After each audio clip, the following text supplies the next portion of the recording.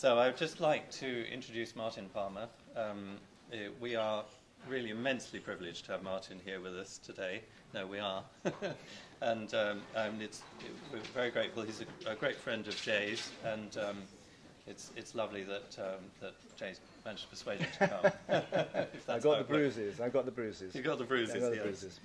Martin has been doing, he's an incredibly busy man. You can't hear. I'll use another. Oh, you can use another. Okay.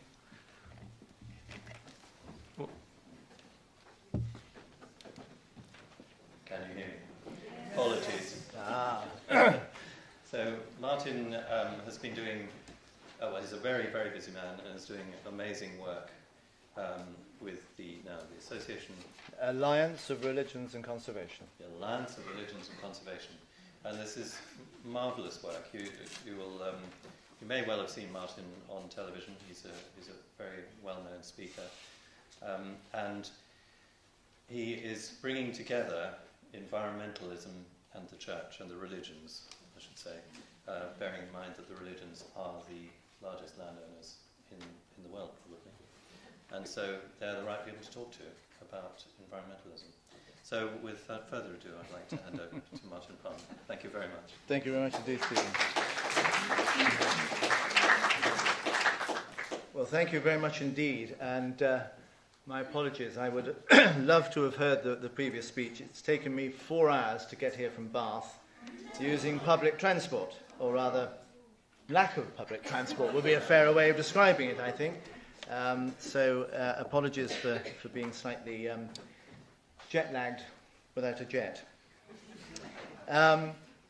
Stephen has very kindly mentioned the organisation that I head, which is the Alliance of Religions and Conservation, occasionally mispronounced as the Alliance of Religions and Conversation, which is probably slightly more accurate about what religions get up to than conservation, but we do try and make them work that way. And when I've set up various organisations in my time, and I founded this organisation with Prince Philip. I've been his religious advisor on the environment for over 30 years now, which is a little bit like being sort of etiquette advisor to Attila the Hun. But the meals are very good. The meals are really... I recommend the meals. They're really good. So when we set up ARC, or I used to work as the religious advisor to WWF, and after a while, and I'll come back to that possibly later, Prince Philip said, look, frankly, WWF really doesn't get this religion thing. Why don't we set up our own organisation? So I said, yeah, why not? So in 1995, we launched at Windsor Castle the Alliance of Religions and Conservation. I had previously invented all kinds of organisations that had terrible acronyms that nobody ever remembered or could even pronounce. So this time I thought, great, ARC. Works fantastically with the Jews, the Muslims, and the Christians.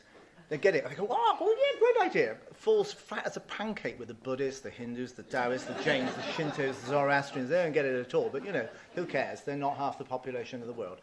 So I came up with this title, Alliance of Religions and Conservation, ARC. And I don't know if any of you have ever had this experience of standing up and realizing you are about to say something, and there is absolutely nothing you can do to stop it, other than vaguely hope that the earth splits and you kind of disappear into the hole. Because we had the meeting, and Jay was with us as our poet in residence. He takes time out from working for Hallmark to occasionally work with us. But Jay, I love you really. So we had this group, we had people from all around the world. We had this very enthusiastic group of Hindus from India who kept saying, no, it's about education. It's got to be about education. Got to add the word education. I thought, sod that for a lark. I've spent all this time getting an acronym that works. So I stand up, and there's a huge hall in Windsor Castle, and it's filled with archbishops and cardinals, patriarchs, swamis, gurus, reincarnated deities. So very much like today, really. I mean, very, very... I feel at home here already. And Prince Philip. And so there I am, in front of this august audience, and that's the point at which I realized I'm about to say something that I really didn't want to say. So I said there has been this move to add the word education to the Alliance of Religions and Education, and that, of course, would give us the acronym, and this is the point at which I just thought, some of you already get, this would give us the acronym ARSE.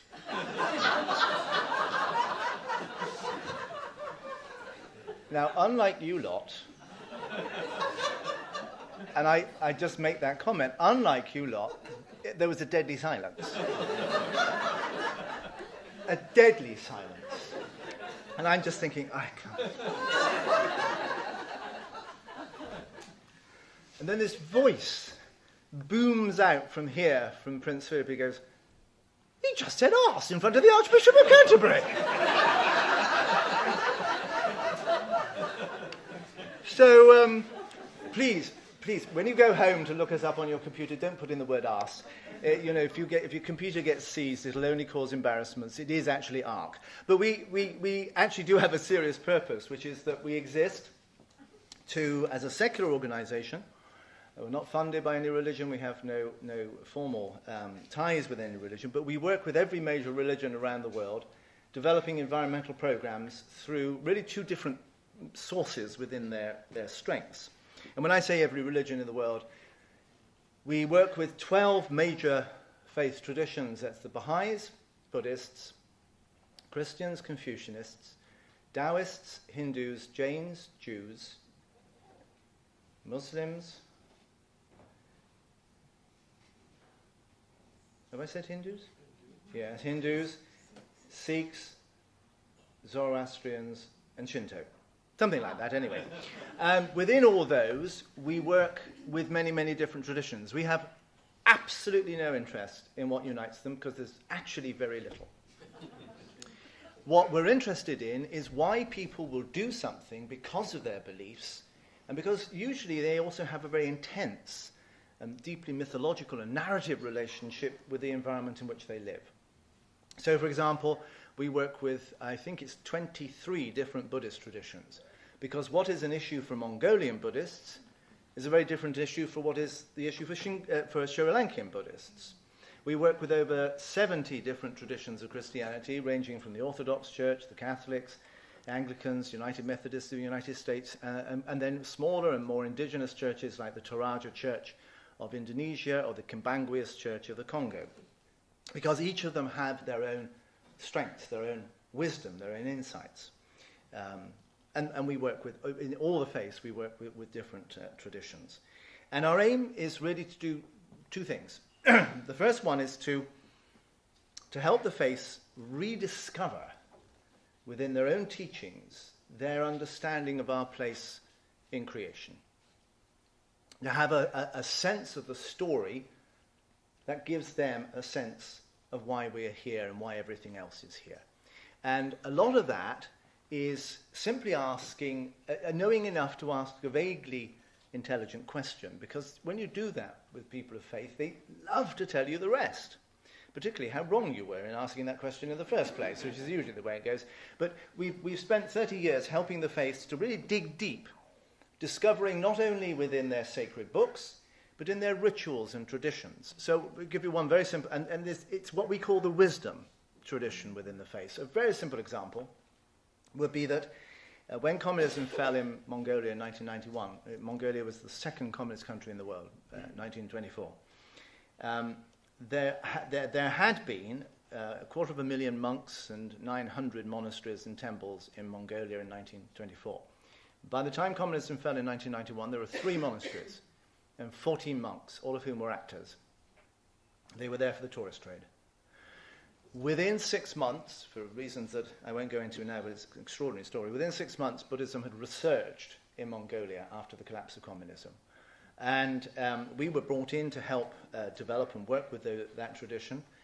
And one of the first things that we were asked to fund and assist was to translate from Old Tibetan, which is the sacred language of Mongolia, into modern Mongolian, which uses the Cyrillic script, all the major sutras, the major texts to do with the Mongolian landscape, and there are 800 of them.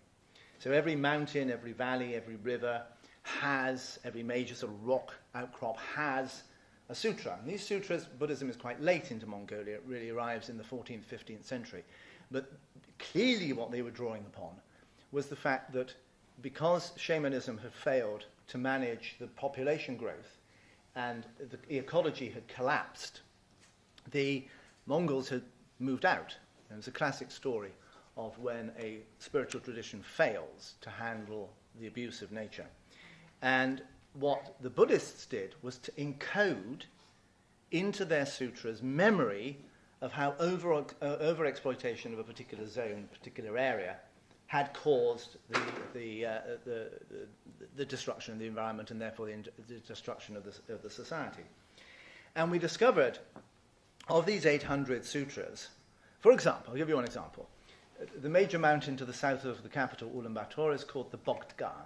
And the Bogd-Gaan mountain is so sacred it actually had, I think, 12 different sutras, 12 different texts about it. But one of them, just to give you one example, says if you cut down the trees on the south side of this part of the mountain, the goddess will flood your village.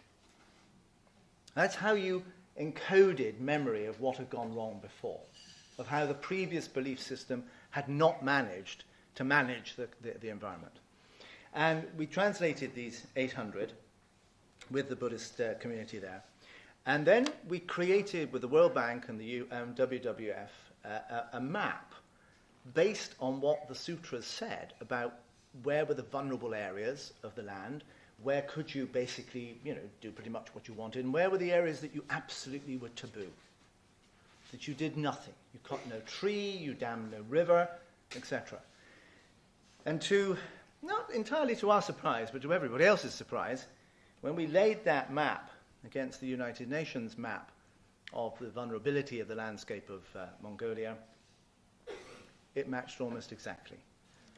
That had been based on wisdom that had been collected 600 years ago. And in fact, the Buddhists were creating national parks in Mongolia as early as the end of the 13th, beginning of the 14th century. So we work with that wisdom, and every faith has it.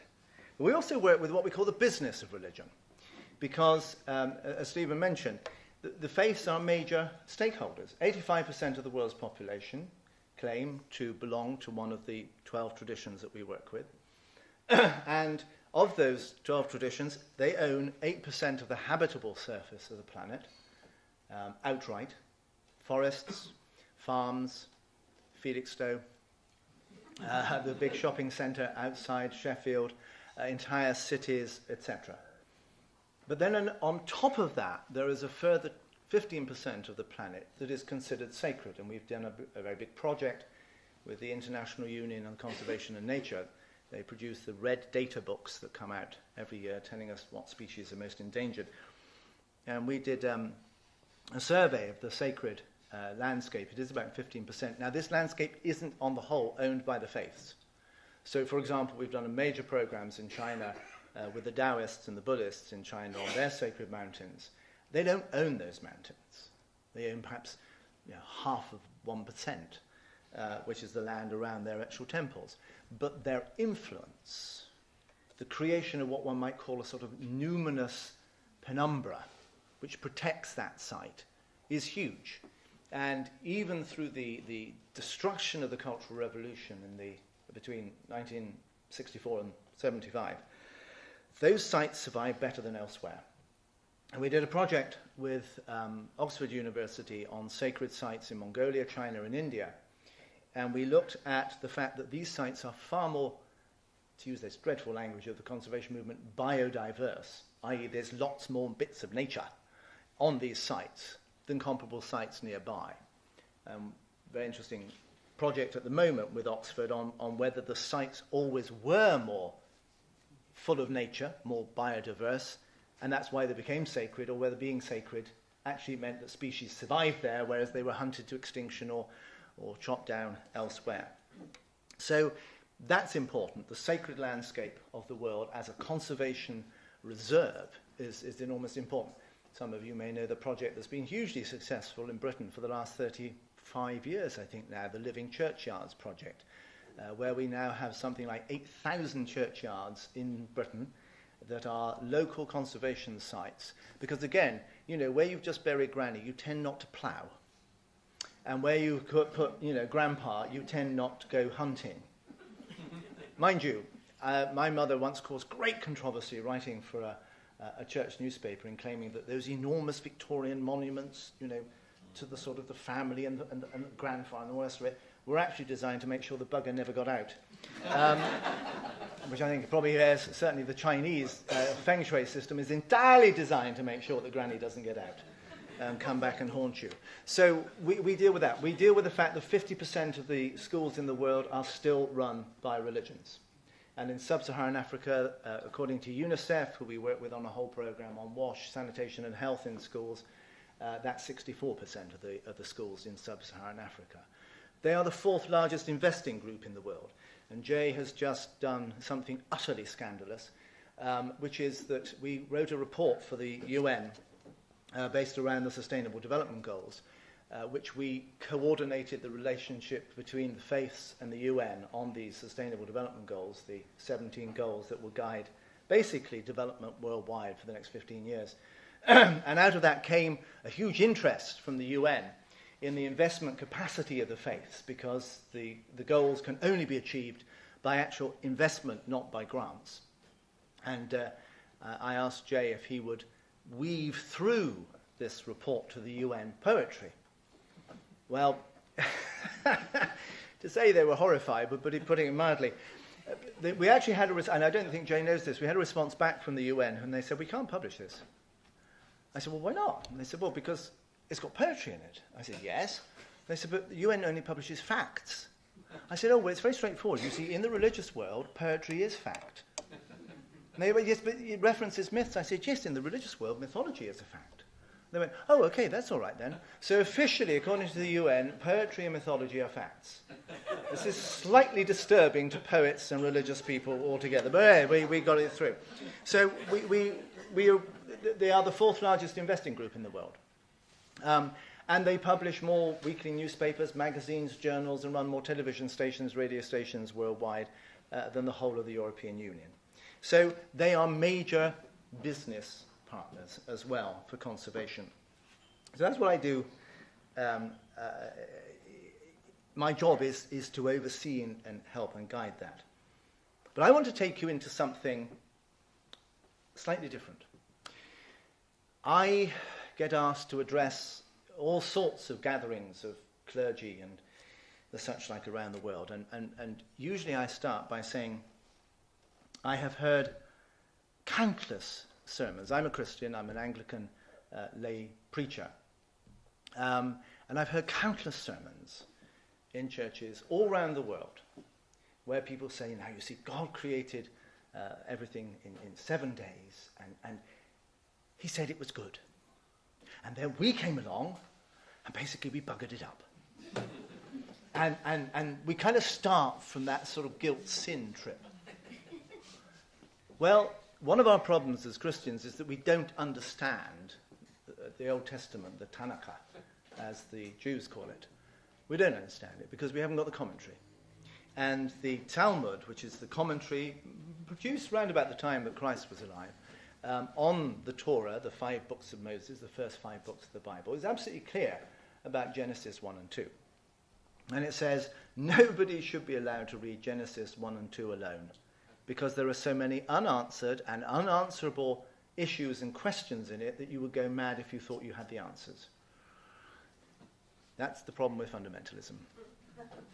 So they say, they look at the text as a shorthand. Essentially, and I shall come back to this later, essentially, what you have to remember about Genesis is it's the last book written for the Old Testament, not the first. It is an edited edition by a brilliant editor, I shall come back to him or her later, who basically pulled together a whole strand of traditions and tried to weave one coherent story. And it was probably finally edited around about 400 BC.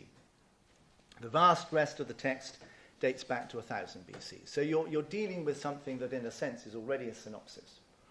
And particularly chapters 1 and 2 the editor had this huge problem of about 8 different stories that he or she was trying to weave into some kind of single narrative. Didn't quite work. There are 2 distinct narratives in Genesis 1 and Genesis 2, completely different stories about the creation of men and women, but it was quite a good attempt. And what the writers of the Talmudic commentary 400, 500 years later noticed was that on one day, God did not say it was good. Now, you've got a bit of a clue, it's in the program, but when I usually ask clergy, there's a dreadful silence. And I love doing this to the more Bible-based traditions, because they're thinking, what the fuck? You can see, it's amazing. You've never seen so many Bibles coming out of houses. So, usually, and when I say, they say, it's the 6th day. When God created human beings, I go, nope. It was the 2nd day. And what happened on the 2nd day? On the 2nd day, God decides to separate the waters into those above and those below. And in the Talmudic account, he sends his angels to do that. Probably the angels, a wing of, or feather of which you can see in Pusey Church, preserved as a relic high up on the wall. If you haven't been to see it, go see it. And the angels go off, and they separate the waters into those below and those above. They're about to wing it back to God, when the waters down below go, excuse me, excuse us, sorry, what? Just a moment. Why are we down here? And that lot are up there? And the waters up above go, how can I put this nicely? We're just better than you. And this massive row breaks out in the universe. Absolutely horrendous. The waters start arguing and fighting, and the angels wing it back to God and go, oh, it's not going very well. And God goes, just get back there and sort it out. And they go back, it gets worse and worse. And at this point, it is actually close to the entire universe imploding. And the angels wing it back and they go, it's awful. And God goes, it will be. That's it. It will be. And the waters settle back, but rebellious still. And that day, God does not say it's good. Because that day, pride, arrogance, stupidity, aggression enter the universe. Now, that's an important story to tell. Because I've worked for well over 30 years with the environmental movement. And the environmental movement is essentially a Judeo-Christian heresy. It emerged entirely in the West. There was no local environmental movement anywhere else in the world until the West said that the rest of the world should care. There were faiths and traditions that had cared for the planet just because that's what they did. They didn't have to give it a fancy name. It's a Western invention. And it primarily is predicated upon guilt, sin, and fear. It is not about celebration. Have you ever seen an environmental joke book? No. Have you ever seen an environmental songbook? No. They don't. Well, there's one or two. Don't spoil the story. But essentially, any group that can't laugh at itself is very dangerous because it means it isn't secure enough to take the mickey of its own thoughts. Very dangerous. And this lot aren't very good at that. And so one of the important things is that because of the Christian reading of Genesis 1 and 2, we have grown up with this belief that there was this fantastic, gorgeous world. Everybody was happy. It was all lovely and all the rest of it. Let's forget about the great extinction 60 million years ago in which 98% of every living creature, every living plant died. Let's forget that because it's slightly embarrassing. What kind of benevolent God does that? And, it was all fine and lovely and, and then we came along. And we screwed it up. And we are guilty. The least we can expect is death.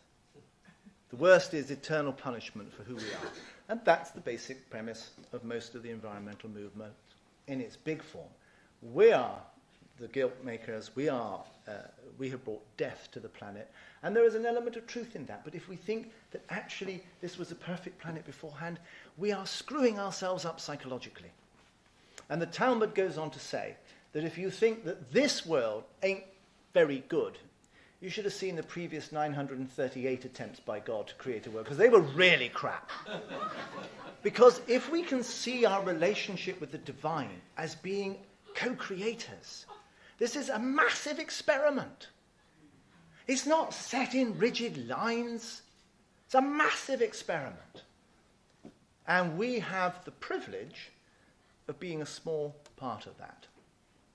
But the problem I find with a lot of my environmental friends is that they've invented this language which basically cuts us off. So, I've already mentioned biodiversity. And when people say, well, of course, the biodiversity in this area is, quite significant, I go, oh, you mean there's a lot of nature? They go, yes, you could say that. I say, well, how about a lot of creation? No, terrified by that. But we had one wonderful moment where we were approached by, when apartheid fell in South Africa, only 20% of the population received running water. And you can imagine which 20% that was. And so there was this huge issue. How are we going to provide more water in order to give running water to everybody? And the standard answer is you sell your soul to the World Bank and you build dams. And the environmentalists said, no, we know a different way. If we were to cut down the invasive species, the species that have been brought in to South Africa, they're not indigenous, wattle, eucalyptus and pine, we can release 70% more water back into the water tables. And if we replant with indigenous trees, we can probably even keep that at about 60% more water in the water tables. Therefore, you can actually get the water to the people. So they were given permission, set about cutting down trees. And they're the only environmentalists you meet who they kind of shake you by the hand and you think, bloody hell, those are ballistas. And they say, hello, I'm a tree killer. But they cut down millions of trees in order to release water back and then replant it with indigenous plants. And they ended up with what you and I would call an awful lot of wood. And they approached us at one point and said, look, we've got an awful lot of wood. They didn't use that word. I'll tell you what they used in a minute. Is there any way the religions could use it? And actually, we've been approached by Desmond Tutu, who'd said, look, we've got a big problem. Because of AIDS, the average family are burying 4 members of the family a year, rather than 1 member of the family every 5 to 8 years. And because of the traditions in South Africa about respect for the dead and the elderly and so forth, they were burying them in proper coffins, which were costing £600 to £700 a time. And as Desmond put it, we are burying the future of our children in terms of education with their grandparents, their uncles and their aunts. And so we said, yes, there is something. So we helped set up 4 sawmills, and we now have a program there that is using this wood to produce eco-coffins. Nelson Mandela was buried in one, and they cost £50. So that was a great project. But when we brought the clergy together in Cape Town to discuss how they were going to promote this to their faithful, our beloved conservationists kept going on about biomass. We've got all this biomass and this biomass this and biomass that, so on and so forth, which you and I would call words at biomass. And at one point, quite a long way into this whole thing, the Catholic bishop kind of leant towards me in a very worried tone. He said, have we got to do a biomass every Sunday?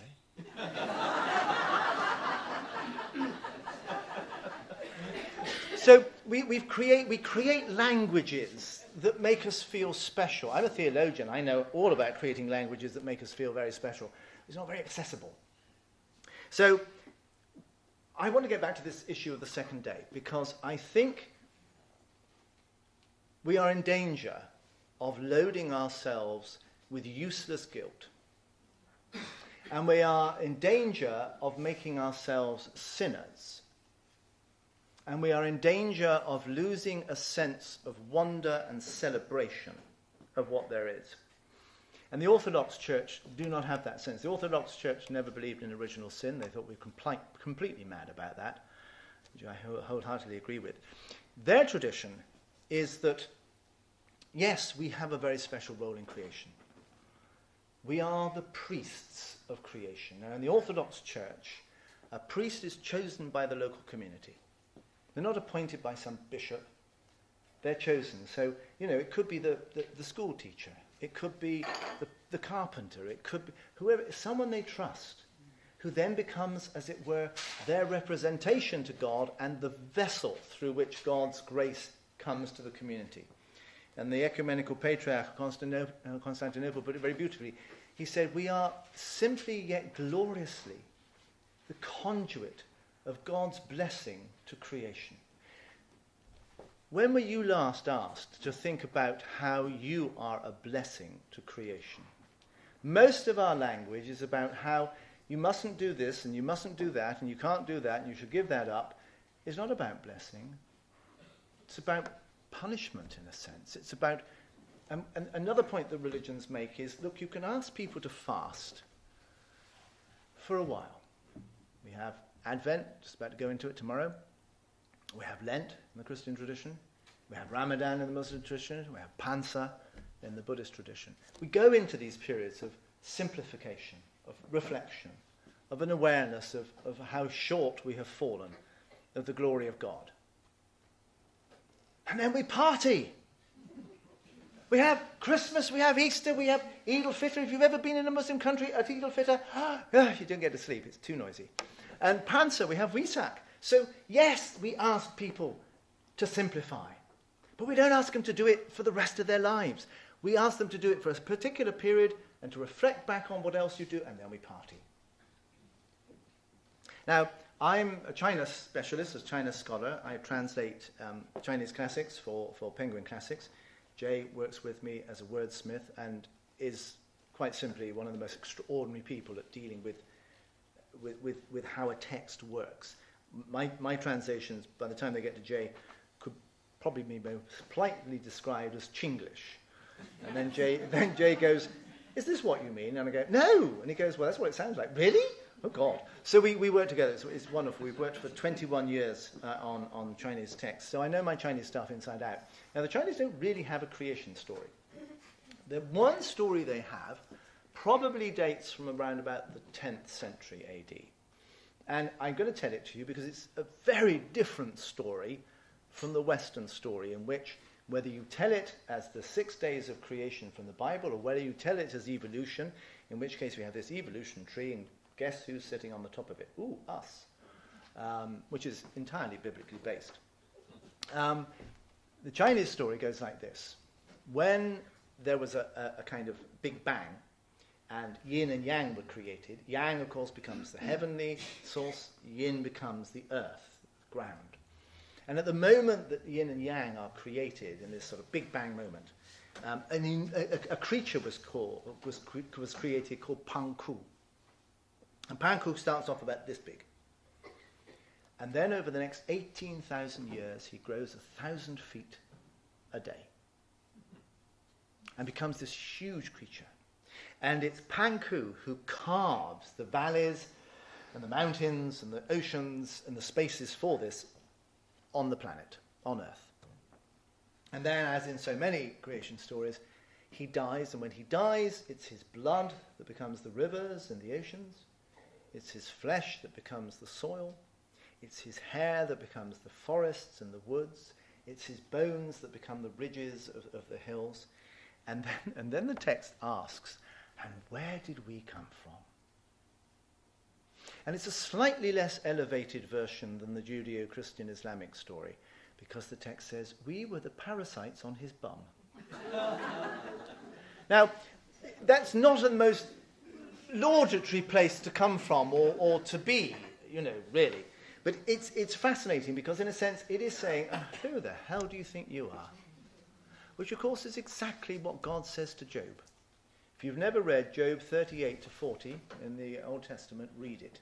Because this is when Job, fair enough. I mean, he's had a bit of a rough time. He's got boils. All his children have died. His crops have died. His house has fallen in on him. and he's got three of the most miserable friends in existence who supposedly give him advice. It's the kind of advice that you kind of think, yeah, do you know, I think I'd just go and bury myself, actually, rather than listen to these three again. So Job gets to a point at which he's really quite miserable, really. And so he appeals to God. And God, as we know, is a compassionate, loving God. And God goes, and who the hell do you think you are? Where were you when I founded the earth? Do you know how the hind gives birth to her young? No, of course you don't. You know, bugger all, basically, don't you? You arrogant so-and-so. Do you think all this was created just for you so you could call it ecosystem deliverables? I love this creation. I'm not sure about you lot, but I love the rest of creation. It's an amazing paean of praise by God for everything that God has created, and we are left out. So we have that tradition that actually we're not as important as we think we are. But then the Chinese, of course, turn it round as well. So having basically said, you know, that's where we come from, they then say, but also our bodies are microcosms of the universe. And we have a huge project, one of the biggest issues, sorry, I just leant on this, it rather sang, didn't it? We have a huge project in China, working with the Daoists. The origin of traditional Chinese medicine is Taoism, because that whole notion of the balancing of the body, of the balancing of yin and yang and qi and all that stuff, comes directly from Taoism. And so we've been working for the last 15 years with the Daoists to address the abuse of traditional Chinese medicine. As you probably know, traditional Chinese medicine, or supposed traditional Chinese medicine, is almost single-handedly responsible for wiping out the tiger population worldwide, the elephant population worldwide, the rhino population worldwide, pangolins worldwide, and on and on. Almost single-handedly. And so we've worked with the Daoists, and the Daoists have said, have really kind of gone into their text. All the original prescriptions for traditional medicine lie in their sacred text, of which there are 14,400 sacred texts. A friend of mine has done a commentary on every one of them. It nearly drove him mad. But within that, you have all the core prescriptions. And what they've discovered by going back is that there never were prescriptions using animal parts. That's a modern invention. Modern, by that I mean in the last 200-300 years. But what they've far more fundamentally done is to say, look, our body is a microcosm of the universe. Our balance of yin and yang is part of the balance of the whole yin and yang of the entire planet. If, in trying to realign your personal yin-yang balance, you are helping to destroy a species or a habitat, a forest, whatever, then it's not going to work. It cannot work. Because in order for you to rebalance your selfish little bit of yin and yang, you're willing to sacrifice the yin and yang of the planet. Not only will it not work, it'll make you iller. And that alone, for example, when we first launched this 7 years ago as a major program by the Daoists, it cut the use of shark fins by 70%. We're still struggling a bit with rhino and with elephant and with tiger bones, but we're getting there, I think. So, yes, there is this sense that we have an important role because we are microcosms of the cosmos, but let's go back to the fact that we came from parasites on the bum of Panku.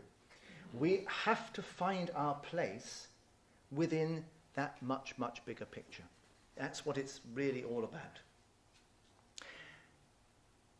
I want to come back to the Bible again. One of the most fascinating projects I've ever been involved with is working with Jay on a poetic version of the entire Bible.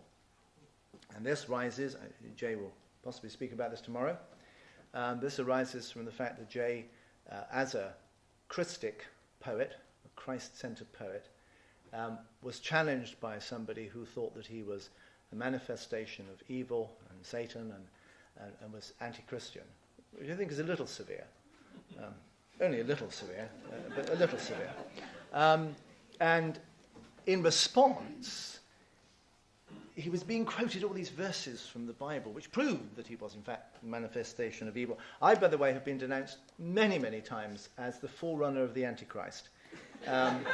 which frankly I've been very disappointed about. I was thinking, well, at the very least I could be the Antichrist, couldn't I? I mean, come on. I mean, the forerunner of the Antichrist? So anyway, but Jay was having all these texts thrown at him. And I said, well, why don't you actually read the Bible? Find out what it actually says. So and then we talked about, well, why is it that nobody really reads the Bible any longer? Along with Hawkins' book on time, it's one of the most unread books in the world. It sits there on the shelf, it looks good, people are impressed, they think you're an intellectual, but actually you never read the damn thing. So Jay has worked his way through the Bible, putting it into poetry, pulling out the psychodrama of the Bible, and this will be published probably towards the end of next year, maybe a little bit after that. And when we talked about this, and I wrote a book many years ago called Living Christianity, which was in response to Ted Hughes, who I worked with a great deal, and particularly in response to one very boozy evening when Ted said, Martin, why are you still a Christian? I said, Ted, probably for the same reason you keep stealing all our best imagery. So out of this came a dialogue, why am I a Christian? So I wrote a book called Living Christianity, which I'm doing a rework of. And one of the things I want to do in that reworking has been inspired by working with Jay. One of the charges that is levelled by the environmental movement against religion, and by that they usually mean Judaism, Christianity, and Islam, because they've had no experience of the rest, is that we gave license to the destruction of the planet. That in Genesis 2, you have God saying, be fruitful, multiply, and dominate the earth. And it's a dangerous story. It has become a dangerous story, because for some, it has given them a sense they have a right to exploit and abuse. The fact of the matter is that story of the 7 days of creation is a very old story, way predates the Bible. Would have been known to anybody in the Middle East from probably around about 4000 BC right up to the time of Jesus.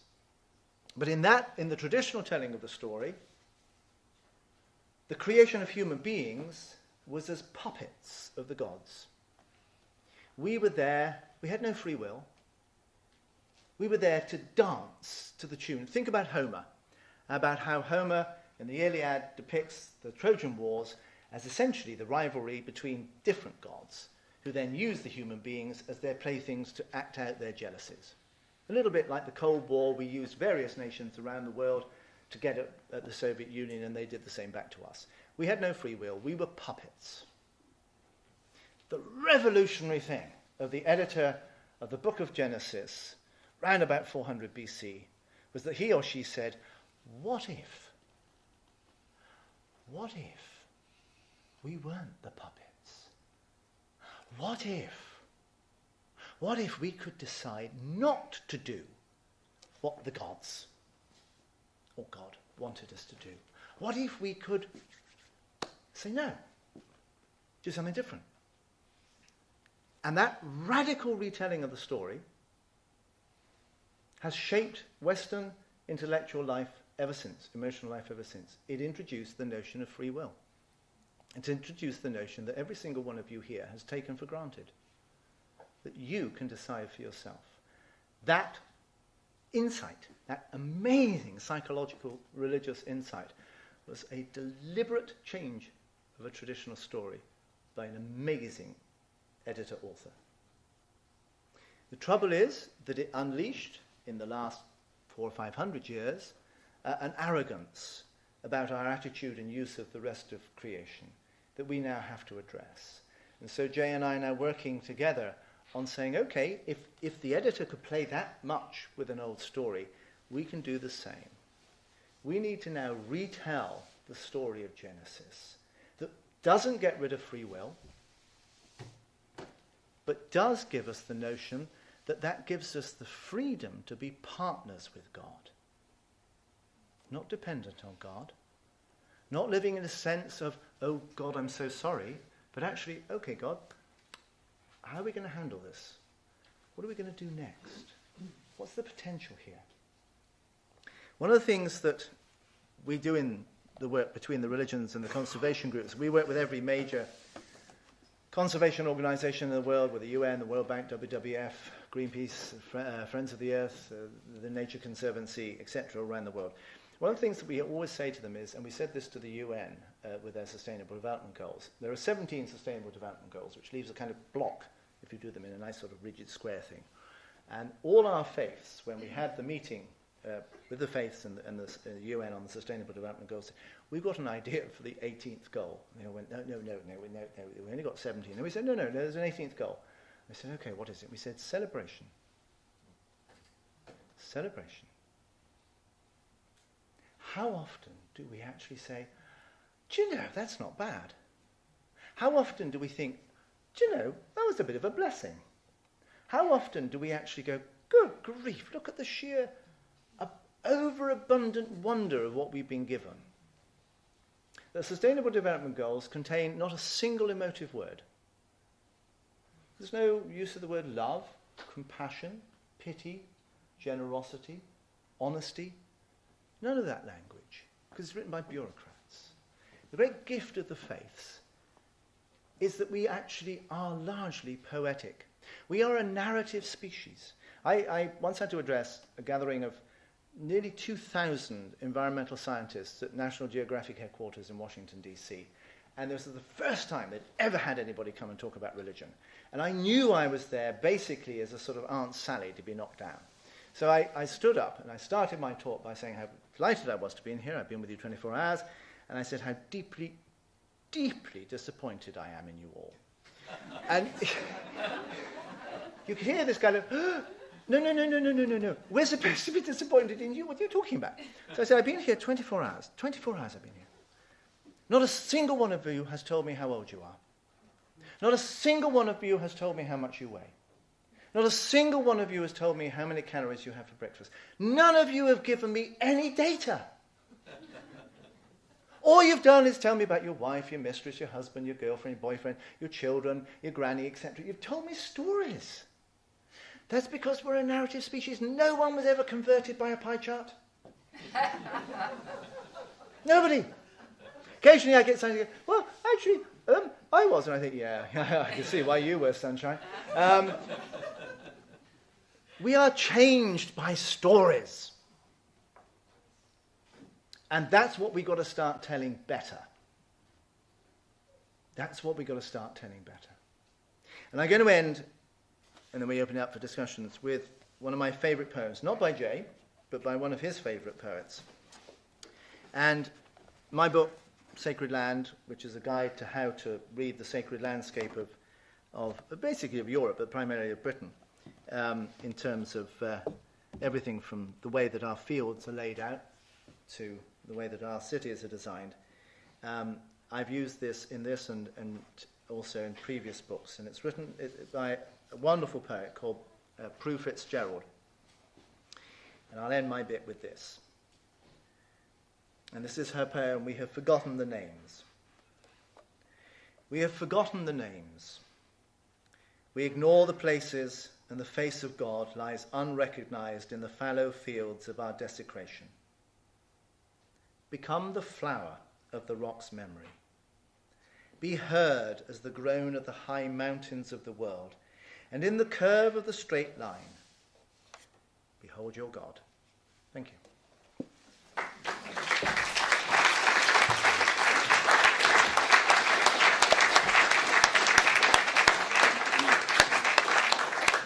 Martin, thank you very, very much.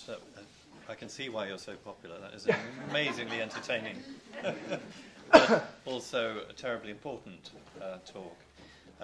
So really, thank you. Many Pleasure. thanks. Thank you for the invitation.